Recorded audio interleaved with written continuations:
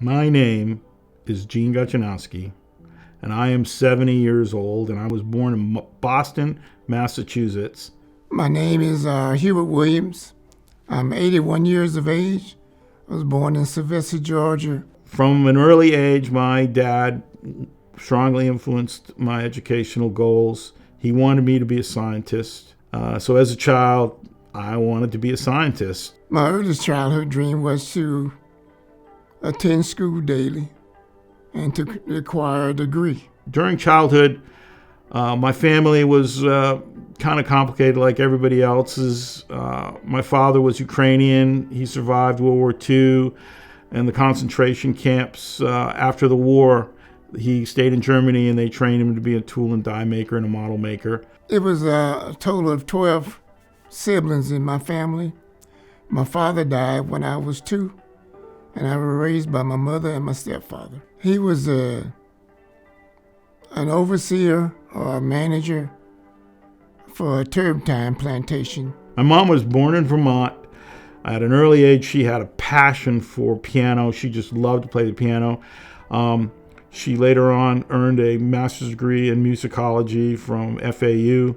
My dad got an associate degree in engineering from Boston College. My mother received a third grade education, and at that time, that was about the highest that anyone in the family had. My mom early on told me that if I wanted to go to college, that I would have to either get a scholarship or I have to pay for it myself, because that's what she had to do, and if it was good enough for her, it should be good enough for me. I knew my parents wasn't going to be able to help send me to college, so I had to figure out some other way to do it.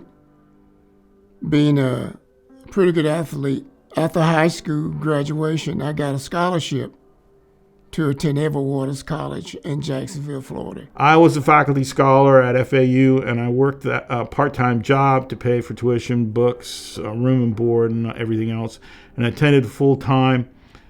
This did cover everything, and when I ended my college education, I was debt-free. I started out with social science as a major, and I changed that to my minor, and my major was criminal justice. And after retiring from the police department, I started driving a school bus. And once the assistant superintendent found out I had a bachelor's degree, she asked if was I interested in becoming a teacher, which I was. I've always wanted to do that. I attended FSU for graduate school in physics. And at FSU, I did all of the coursework, all the examinations, including the research, but I did not write or defend a dissertation.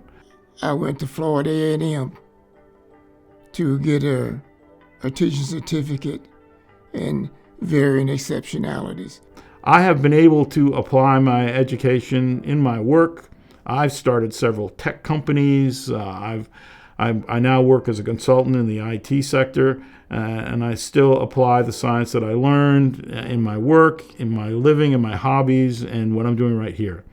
Technically, science doesn't care what degrees you have, but if you want to get a job in science, try doing it without one. I know that it started off kind of slow, but I ended up obtaining my goals of becoming a school teacher and getting as far as I could as a police officer.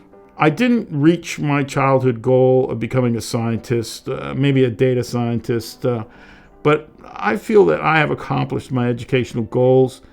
I went to college during a period when a student could attend full-time and pay for their education with a part-time job. These days, I don't think education is at all affordable for lower and middle-class people. There's many opportunities, many ways that a kid can learn, but he's got to have the desire, he or she has to have the desire to do so. Today's students have just so many ways that they can get an education outside of going to a formal educational institution. When I was in school, I wanted to learn. I did everything I possibly could to maintain the highest grade level I could. My time in college was great. I loved it. We did things we probably shouldn't have done. It's easier now to get that education. Education is important. Don't leave home without one.